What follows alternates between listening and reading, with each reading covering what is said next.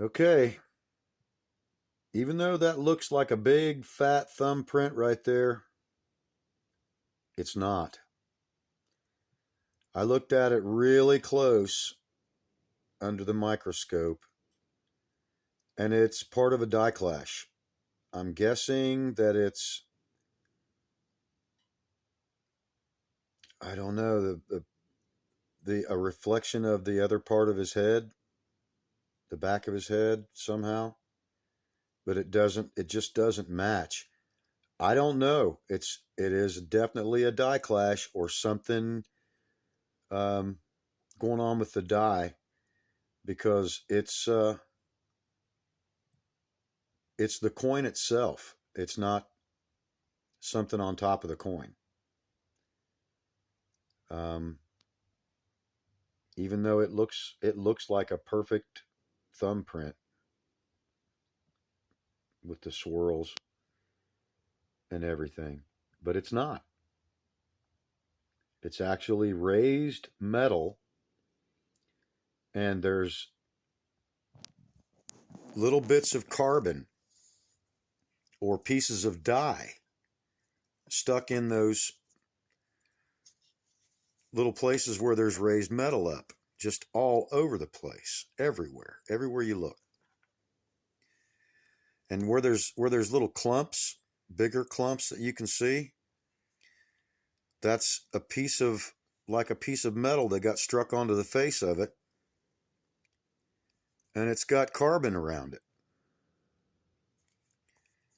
And so I guess I don't know if it's the carbon that's giving it that hue, because the other side has got that same golden tone, and there's nothing on it. There's nothing on it.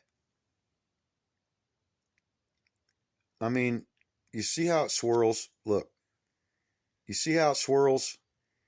If there was coffee or something staining this coin that was down in the pores of the metal, I assure you, it would not swirl like this. Okay? So it's really got me baffled.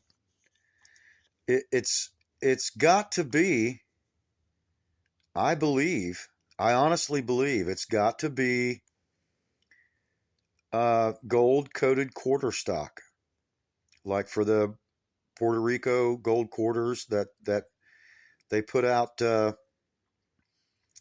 put out a gold state quarter occasionally,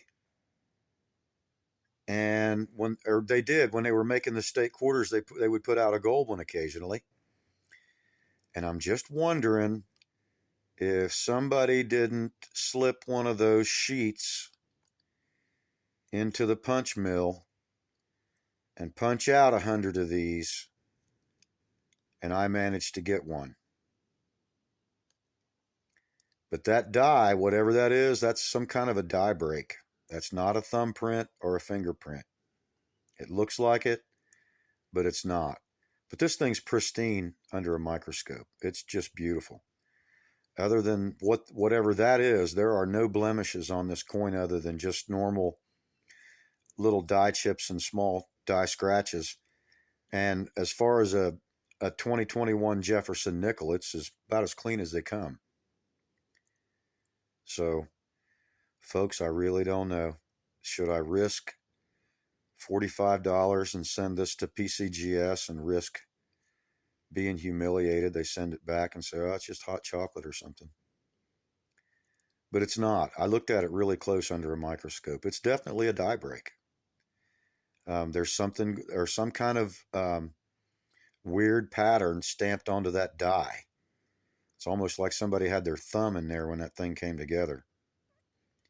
But that, of course, that wouldn't do that to a die. That metal, it's super hard steel, probably high carbon steel. And wow. Okay, guys, there it is. It's not a thumbprint. It's some kind of strike error. So I guess I'll invest the $45 and send it to PCGS and see what they tell me. Hopefully it doesn't come back as hot chocolate or coffee or something worse. All right. Thanks, guys. Thanks for watching.